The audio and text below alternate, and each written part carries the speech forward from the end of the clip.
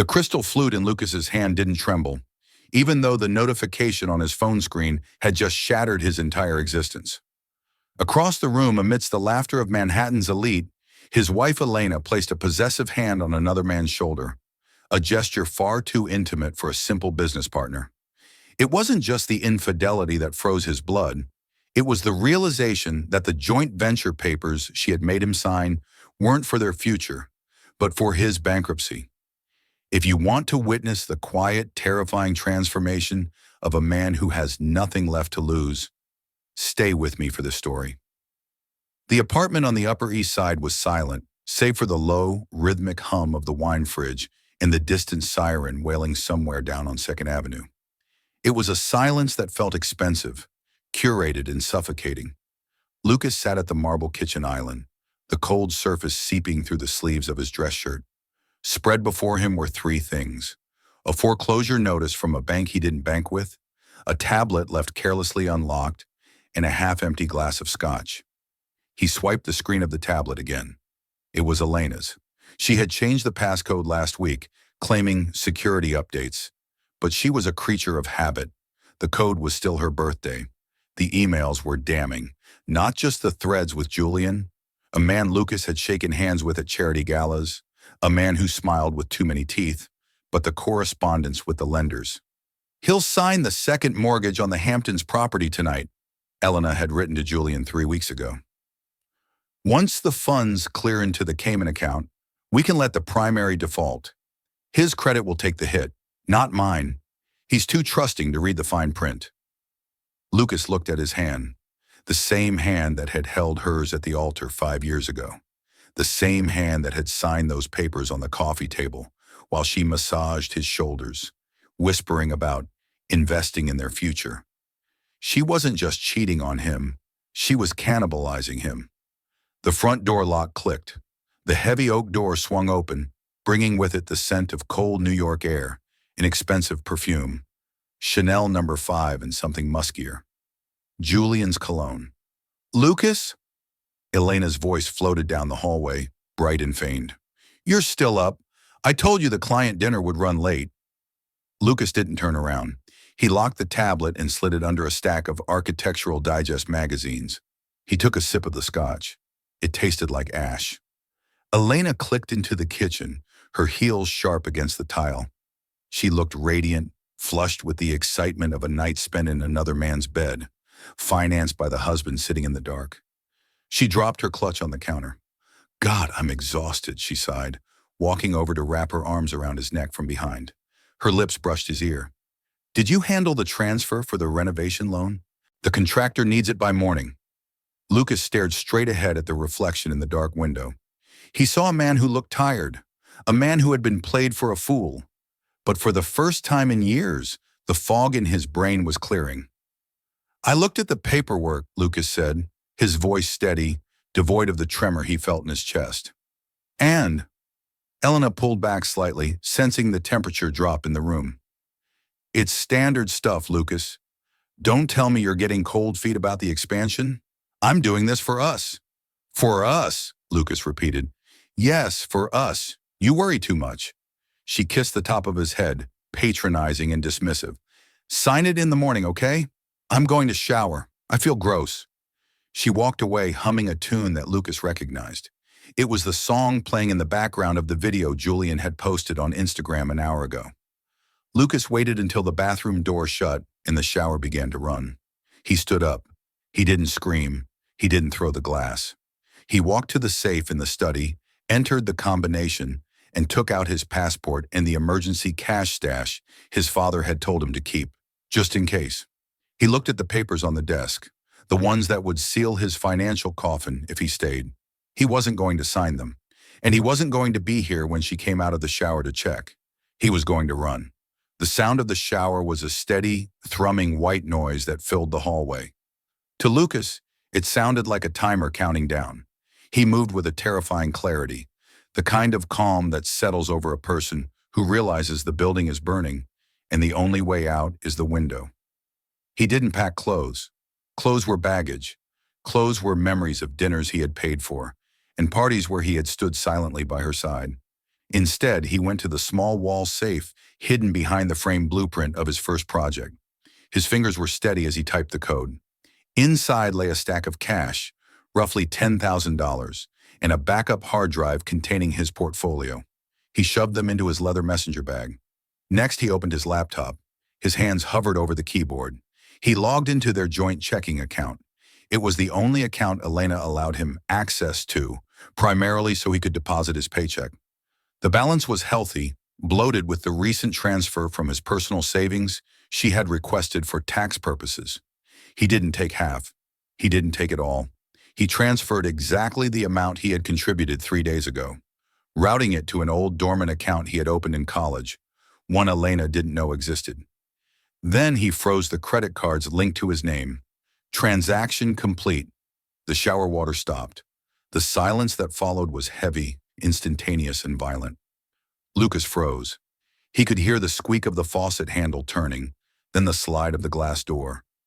She would be towel drying her hair now. She would expect him to be in bed, or perhaps waiting with a glass of wine to hear about her exhausting day. He pulled a pen from his pocket. On the stack of loan documents, the ones that would have indentured him to her debts for the next 20 years, he placed his platinum wedding band. It landed with a dull thud on the line marked "Signature of Borrower." He didn't leave a note. Notes were for people who wanted to be found, or for people who wanted to explain. There was nothing to explain. The math was simple. She was the predator, and he was no longer the prey. He walked to the front door, bypassing the coat rack. He wouldn't take the cashmere coat she bought him for Christmas. He grabbed his old field jacket from the hook, the one he wore on site visits, the one that smelled like sawdust and rain. As his hand touched the cold brass of the doorknob, he heard her voice from the bedroom, muffled but clear. "Lucas, babe, can you bring me a towel? I forgot one." He didn't answer. He turned the knob, stepped into the corridor, and pulled the door shut. He didn't let it slam. He clicked it closed with the precision of a vault locking. The elevator ride down to the lobby took 40 seconds. In the mirrored walls, Lucas looked at himself. He expected to see a broken man. Instead, he saw a stranger. His eyes were hard, devoid of the warmth that had defined him for so years. "Evening, Mr. Miller," the doorman said, tipping his hat as Lucas crossed the marble lobby. "Going out for a late stroll?" "Something like that, Henry," Lucas said. His voice sounded foreign to his own ears. He pushed through the revolving doors and stepped out onto 72nd Street. The New York air was biting, carrying the scent of exhaust and approaching rain. He didn't look back up at the penthouse windows. He turned right, walking toward the subway station, merging into the shadows of the city. His phone vibrated in his pocket. Once, twice. Elena calling. He reached into his pocket, pulled out the device, and dropped it into the trash can on the corner of 2nd Avenue without breaking his stride. He was gone. The rain in Seattle was different from the rain in New York. In Manhattan, rain was an inconvenience, a dirty slurry that ruined suede shoes and slowed down traffic.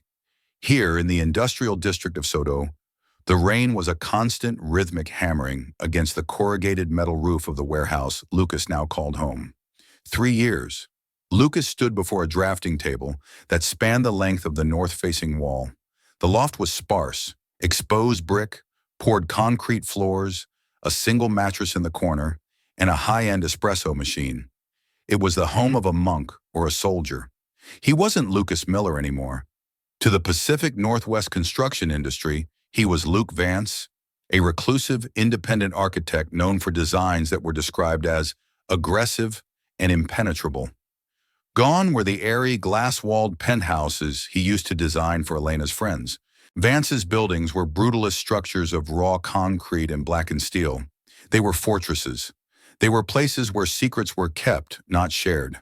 He picked up a charcoal stick, his hands rougher now, calloused from spending days on construction sites rather than in climate-controlled boardrooms. He shaded the sharp angle of a retaining wall on the blueprint. "Mr. Vance?" The voice echoed from the freight elevator cage. It was Sarah, the young project manager for the Tech Campus Commission he had just finalized. She looked out of place in his sanctuary, holding a tablet like a shield. "I told you, just leave the contracts on the table," Lucas said, not turning around. His voice had dropped an octave over the years, stripped of the eager-to-please lilt he once had. "The client wants to know if you'll attend the ribbon-cutting ceremony," Sarah said, stepping carefully over a coil of wire. "They want to celebrate the architect who built the bunker." "No," Lucas replied. "Send the invoice. I don't do photos." Sarah hesitated, then nodded. She knew better than to push. Everyone knew Vance was a ghost. He took payment in wire transfers to LLCs. He had no social media, and he never attended galas. She placed a thick envelope on the table, the final payment for a $6 million project, and retreated to the elevator. When the metal grate clanged shut and the gears whirred, Lucas finally set down the charcoal. He walked over to the envelope. He didn't open it to count. He knew it was there. He walked to his computer, a custom-built rig with military-grade encryption, and logged into a secure offshore brokerage account.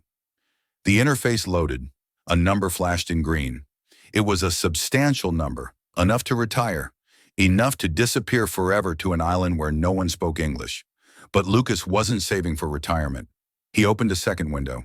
It was a digital subscription to the New York Real Estate Journal.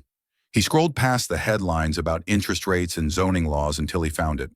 A small article in the distressed assets column. Miller and Associates PR firm struggles to secure refinancing amidst leadership scandals. He zoomed in on the photo accompanying the article. Elena looked older. The lighting was flattering, but it couldn't hide the tension in her jawline or the desperate sharpness in her eyes. Beside her, blurred slightly, was Julian, but the caption didn't list Julian as a partner anymore. It listed him as consultant. Lucas studied the image. He felt nothing. No anger, no longing, no pity. It was like looking at a structural flaw in a building foundation, a crack that was inevitably going to bring the whole thing down. He reached for his phone, a burner he replaced every 6 months, and dialed a number in Switzerland. "It's Vance," he said when the line connected. "The Hudson Yards tender in New York. The one asking for a lead architect with experience in defensive urban design." "I see it," the broker replied. "You want a bid?" "No," Lucas said, watching the rain streak down the window, distorting the gray city outside. "I want to buy the debt of the PR firm attached to the project first. Then we bid." "That's aggressive, Luke. Personal?" Lucas looked at his reflection in the dark glass. The beard, the scar on his thumb, the cold eyes. "Strictly business," Lucas lied. "Book the flight."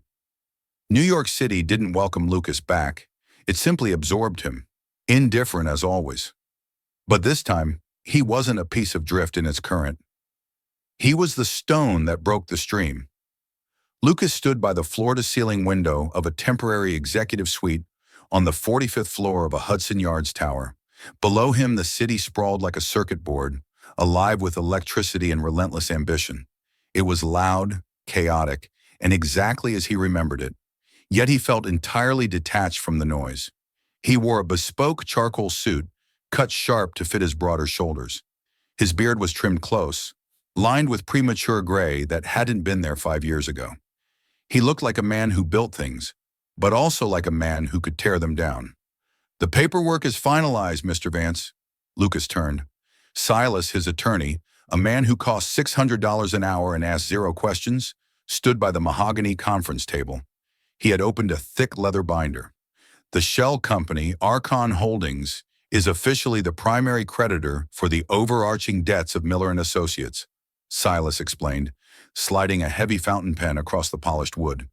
"They defaulted on their commercial line of credit 3 months ago. You bought the note for 60 cents on the dollar. Effectively, you own their leverage." Lucas walked over to the table. He looked at the documents. There it was in black and white. Elena Miller, CEO. Her signature was at the bottom of the default notice. A signature that used to be loopy and confident, now looking cramped, almost jagged. "Does she know who is behind Archon?" Lucas asked, picking up the pen. "No," Silas replied. "She believes it's a faceless conglomerate looking to liquidate her assets if she doesn't secure a major contract soon. She's desperate. That's why she's pushing so hard for the Hudson Yards PR representation. She thinks this commission will save her firm." Lucas uncapped the pen. The irony was a cold weight in his chest. Elena was fighting to win a contract to represent his building, to impress him, the unknown architect, all to pay back a debt that he now owned. She's scheduled to attend the unveiling gala on Friday, Silas added, checking his tablet. She's on the guest list as a prospective vendor.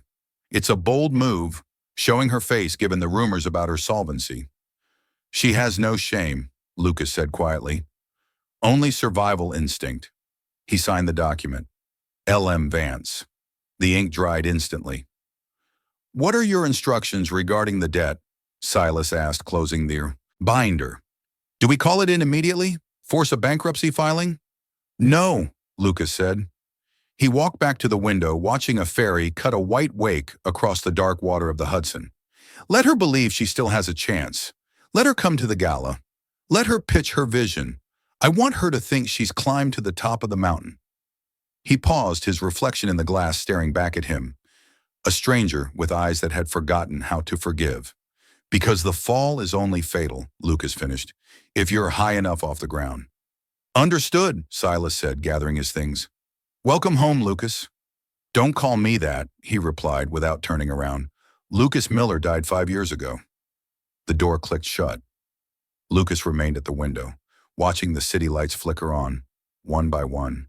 Millions of tiny stars in a universe he now held in the palm of his hand. He checked his watch.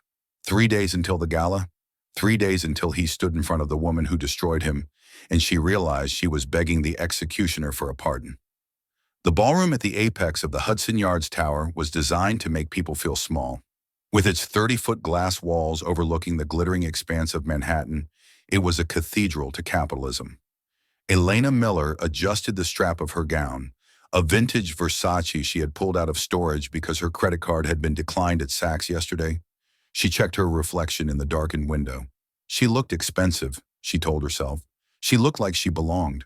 But beneath the layers of foundation, her skin was pale, and the dark circles under her eyes were fighting to surface. Stop fidgeting, Julian hissed beside her. He was swirling a martini, looking bored. The charm that had once seduced her now felt like a cheap veneer. He was tired of her panic, tired of the creditors calling the office. Just find this Vance guy, charm him, and get the contract. I need to be at the club by 11. This isn't just a contract, Julian. It's survival, Elena whispered harshly, forcing a smile as a potential investor walked past. If we don't land the representation for this building, Archon Holdings will seize everything by Monday. Julian shrugged, sipping his drink. Then you better turn on the waterworks, babe. Elena turned away from him, fighting the urge to scream. She scanned the room. The air was thick with the scent of expensive lilies and the murmur of seven-figure deals. Everyone was talking about the architect, L.M. Vance. Rumors were flying. He was a recluse, a genius, a man who built fortresses because he hated the world. The lights dimmed. The chatter died down. A spotlight cut through the darkness, illuminating a podium at the center of the room. Ladies and gentlemen, the master of ceremonies announced, his voice booming. Tonight, we unveil not just a building, but a philosophy. Please welcome the visionary who turned concrete into art, Mr. L.M. Vance. Elena held her breath. She needed to see who she was up against. She needed to know who held her fate in his hands. A side door opened. A man walked onto the stage. He moved with a predatory grace, confident and unhurried. He wore a tuxedo that fit him like armor. His beard was neatly trimmed, framing a jawline that seemed harder, more angular than she remembered. He didn't smile at the applause. He simply stood there, owning the silence. Elena's champagne flute slipped from her fingers. It shattered against the marble floor, the sound sharp and violent in the hush of the room. Champagne splashed onto the hem of her dress, but she didn't move. She couldn't breathe. The room spun. It wasn't a stranger, it was Lucas.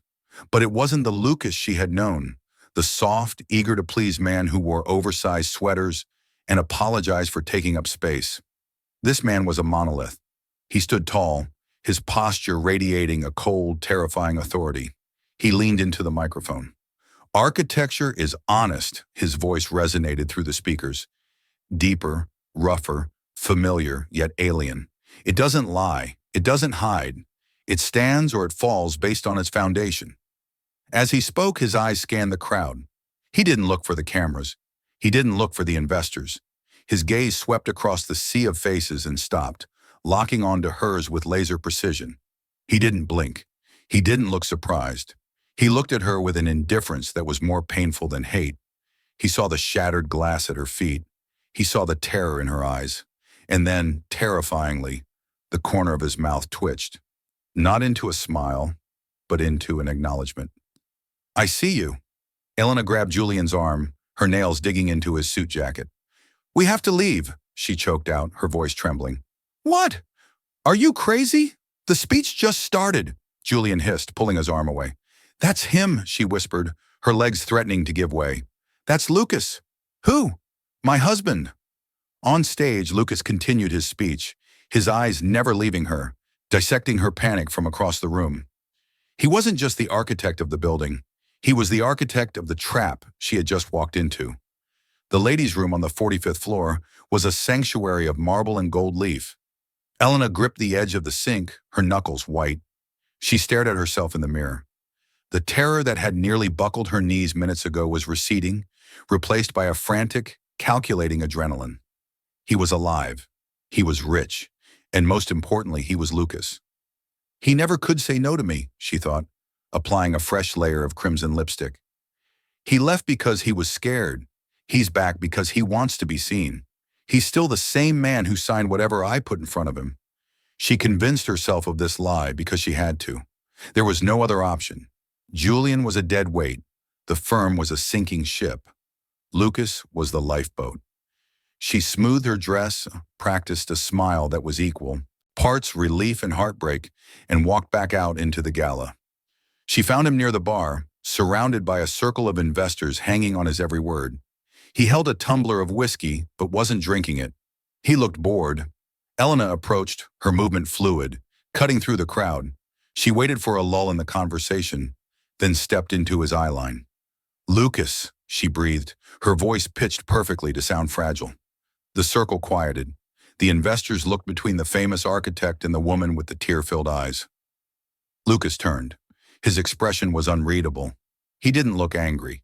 He looked like an anthropologist studying a curious specimen. "Elena," he said. The name sounded flat in his mouth. "Excuse us for a moment," she said to the group, placing a hand on Lucas's forearm. It was a test, a claim of ownership. Lucas didn't pull away. He simply looked at her hand on his sleeve, then back at her face. He nodded to the investors, who drifted away, sensing the density of the moment. "You're alive," Elena whispered, stepping closer, invading his personal space with the scent of Chanel No. 5, the scent he used to love. "5 years, Lucas. I didn't know if you were dead. I filed missing person reports. I worried myself sick." It was a masterclass in gaslighting. She erased the affair, the debt, the theft. She made his escape the crime, and her survival the tragedy. "You look well for someone who was sick with worry," Lucas observed, his voice calm. "I had to survive," she said, her eyes searching his. "I had to keep the firm going. For us. I thought, if I built the empire, you'd come back and we could start over. I did it all for you, Lucas." She waited for him to soften. She waited for the apology. Lucas took a sip of his whiskey. "Is that why you're here tonight, Elena? To start over?" "Yes," she lied. "And to talk. I saw the RFP for the building's representation. My firm is the best in the city. We understand the narrative of redemption. Who better to tell your story than the wife who never stopped waiting?" There it was. The pivot. The hook. She was leveraging a marriage she had destroyed to save a career she had ruined. Lucas swirled the ice in his glass. He looked at her. Really looked at her. He saw the calculation behind the tears. He saw the way her eyes darted to the potential clients across the room. "You want the contract," Lucas stated. "I want to help you," she corrected, sliding her hand down his arm to his hand. "We were always a good team, Lucas. We can be a power couple. Just give me the chance to pitch. Strictly business. Or maybe more." She let the suggestion hang in the air, seductive and poisonous. Lucas smiled. It was a terrifying smile, devoid of humor, But to Elena, it looked like surrender. "Create a pitch deck," Lucas said. "Come to my office tomorrow morning, 9 sharp. If your proposal is as convincing as your performance tonight, we'll talk." Elena's heart soared. She had him. She had played the grieving wife card, and he had folded. "I'll be there," she promised, squeezing his hand. "I missed you, Lucas." "I know," he said softly. He watched her walk away, her hips swaying, her confidence restored. She rejoined Julian, whispering something in his ear that made him smirk. Lucas finished his whiskey. He hadn't told her that the meeting tomorrow wasn't a pitch. It was an arraignment. She thought she was walking into a negotiation. She had no idea she was walking into a slaughter. The conference room smelled of fresh espresso and impending doom, though only one person at the table knew it. Elena walked in at 9 a.m. sharp, flanked by Julian. She wore a power suit, cream-colored, impeccable, intended to project innocence and competence. Julian, sporting a bespoke navy blazer, carried the portfolio, looking less like a consultant and more like an accessory she hadn't quite paid off yet. Lucas sat at the head of the long obsidian table. He didn't stand to greet them. He didn't offer water. To his right sat Silas, his attorney, silent as a gargoyle. "Mr. Vance," Elena began, her smile bright and practiced. She placed a glossy pitch deck on the table. "Thank you for seeing us. We've been up all night refining a narrative that captures the resilience of your architecture." "Sit," Lucas said. The single word cut through her opening gambit like a guillotine. Elena faltered, her smile twitching, before sinking into the leather chair opposite him. Julian sat beside her, nervously adjusting his cuffs. "We have a vision," Elena continued, trying to regain her footing. "A campaign focused on strength from silence. We believe Miller and Associates is uniquely positioned to handle a project of this magnitude because we understand the value of legacy." Lucas watched her talk. He watched her hands move, the same hands that had signed checks from his account without asking. He listened to her voice, the same voice that had whispered lies in the dark. "Stop," Lucas said softly. Elena froze mid-sentence. I beg your pardon." "I've read the proposal," Lucas said, tapping the glossy booklet without opening it. "It's very pretty, but I'm not interested in your vision, Elena. I'm interested in your solvency." Julian cleared his throat. "I assure you, Mr. Vance, our firm is financially robust. We have multiple revenue streams and—" "You have $4 million in toxic debt," Lucas interrupted, his voice flat. "You defaulted on your primary line of credit 90 days ago. Your office lease is 2 months in arrears, and you are currently under investigation for misappropriation of funds from a joint spousal account dating back 5 years." The room went dead silent. The air conditioning vent overhead hummed, a low drone in the vacuum. Elena's face drained of color. "How? That is confidential financial data. You have no right—" "Actually," Silas spoke up for the first time, sliding a thick black folder across the obsidian table. "He has every right." Elena looked down at the folder. The label read, "Archon Holdings." "Archon," she whispered, her hands trembling. "The creditor, the one who bought our debt." "I am Archon," Lucas said. Elena looked up, her eyes wide with a horror that transcended business. She looked at the man she thought she had broken, the man she thought she could charm, and realized she had walked into the lion's den wearing a stake necklace. "You?" she choked out. "You bought the debt?" "I bought it all," Lucas said, leaning forward. "Every loan, every credit line, every mistake you made thinking you were smarter than everyone else. I own your firm, Elena. I own your brand. I own the chair you're sitting in." He turned his gaze to Julian. "And you're listed as a guarantor on the restructure attempt last month, which means I own you too." Julian stood up so fast his chair tipped over. "Now wait a minute. I was just a consultant. I didn't know." "Sit down," Lucas commanded. The authority in his voice was absolute. Julian sank back down, defeated. "I didn't bring you here to hire you," Lucas said to Elena, whose perfect facade was now cracking, tears welling up in her eyes. Not the manipulative tears from the gala, but tears of genuine, terrified realization. "I brought you here to tell you that I'm calling in the note, effectively, immediately." Lucas, please, she begged, her voice breaking. This is my life. You can't just destroy it. We were, we were family. Family? Lucas laughed, a dry, humorless sound. Family is who you protect. You treated me like a line item in a budget you planned to liquidate. He stood up and walked to the window, turning his back on them. Silas will handle the foreclosure proceedings. You have 24 hours to vacate the premises. If you attempt to contact the press, I will release the forensic accounting report proving you forged my signature 5 years ago. You'll go from bankrupt to incarcerated. He looked at her reflection in the glass. She was sobbing now, head in her hands. Julian was staring at the table, calculating how quickly he could dump her. Get out of my building, Kinchin, Lucas said. The elevator ride down from the 45th floor was a descent into a new reality. The silence in the mirrored box was deafening. Elena stood in the corner, clutching her rejected pitch deck to her chest as if it were a life preserver. Julian stood on the opposite side, aggressively typing on his phone. When the doors chimed open into the cavernous marble lobby, Julian didn't wait for her. He strode toward the revolving doors, his pace brisk. Julian, wait, Elena called out, her heels clicking frantically on the stone floor to catch up. We need to strategize. If we call my lawyer... Julian spun around near the security desk. The charm was completely gone, replaced by the cold pragmatism of a man protecting his own assets. There is no we, Elena, he said, his voice loud enough for the reception staff to hear. You heard him? You're toxic. You have $4 million in debt and a fraud investigation looming. I manage a hedge fund. I can't be seen within 10 miles of a bankruptcy scandal. But you said you loved me, she whispered, the words feeling small and childish in the grand lobby. We were building a life.